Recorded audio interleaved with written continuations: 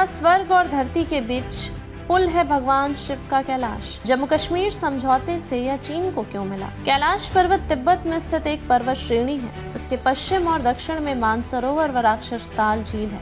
माना जाता है कि कैलाश पर्वत श्रृंखला का निर्माण हिमालय पर्वत श्रृंखला के शुरुआती चरणों के दौरान हुआ था। कैलाश पर्वतमाला के निर्माण के कारण हुए भूगर्भीय बदलाव से 4 नदियां भी जन्मी, जो अलग अलग दिशाओं में बहती हैं।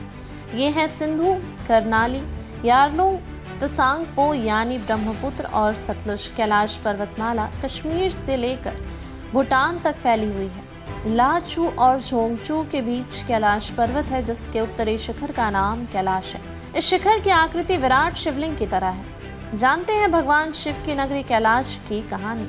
तिब्बत पर कब्जे के साथ कैलाश चीन का ग्रहण। शिव पुराण, स्कंद पुराण और विष्णु पुराण जैसे हिंदू धर्म ग्रंथों के अनुसार कैलाश पर्वत भगवान शिव का निवास क्षेत्र है, जहां वह माता पार्वती के साथ विराजते हैं। 1991 में तिब्बत पर कब्जा करने के बाद चीन कैलाश पर्वत की तीर्थ यात्रा की अनुमति देता रहा है। 1954 के चीन भारतीय समझौते ने तीर्थ यात्रा की अनुमति दी। हालांकि 1959 के तिब्बती विद्रोह और 1962 के चीन भारत युद्ध के कारण कई बार सीमाएं और यात्रा बंद कर दी गई। कोरोना महामारी के दौर में भी ये यात्रा बंद रही। अब भारत चीन के बीच हुए एक अहम समझौते में इस यात्रा पर फिर से सहमति बनी है। जम्मू कश्मीर समझौते से यह इलाका चीन को मिला। पूर्व राजदूत पीस टोपदान ने अपने एक आर्टिकल में लिखा है कि कैलाश मानसरोवर और इसके आसपास का इलाका 1960 के दशक तक भारत के अधिकार क्षेत्र में आता था। लद्दाख के राजा त्वास्वांग नामग्याल का शासन क्षेत्र कैलाश मानसरोवर के मेंसर नाम की जगह तक था। ये पूरा इलाका भारत चीन से लेकर नेपाल की सीमा तक फैला था। 1911 और 1921 की जनगणना में कैलाश मानसरोवर वाले इलाके के मेंसर गांव में 44 घर होने की बात सरकारी रिकॉर्ड में है। 1958 के जम्मू कश्मीर समझौते के मुताबिक मेंसर चीन के कब्जे में चला गया। यह इलाका चीन कब्जे वाले लद्दाख तहसील के 110 गाँव में शामिल था। चीन ने पहली बार कैलाश मानसरोवर को अपने हिस्से में दिखाया।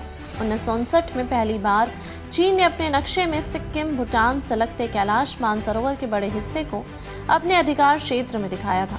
तब तत्कालीन प्रधानमंत्री जवाहरलाल नेहरू ने संसद के बाहर और भीतर इसका जोरदार विरोध दर्ज कराया। पूर्व राजदूत स्टोपदान ने लिखा है कि नेहरू ने ये जमीन भले ही चीन को सौंपी न हो, लेकिन वो इसे बचा नहीं पाए।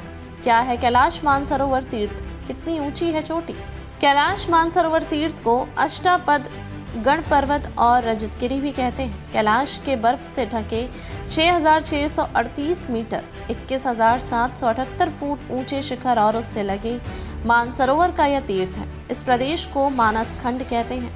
पौराणिक कथाओं के अनुसार जैन धर्म के भगवान ऋषभ देव ने यही निर्माण प्राप्त किया। युधिष्ठिर के राजसूय यज्ञ में इस प्रदेश के राजा ने उत्तम घोड़े, सोना, रत्न और याक के पूंछ के बने काले और सफेद चामर भेंट किए थे। कहा जाता है कि इस पर्वत का निर्माण 30 मिलियन वर्ष पहले हुआ था। कैलाश मानसरोवर यात्रा एक पवित्र तीर्थ यात्रा है, जिसे मोक्ष का प्रवेश द्वार माना जाता है। मानसरोवर झील से निकलती है ब्रह्मपुत्र, सिंधु और सतलुज।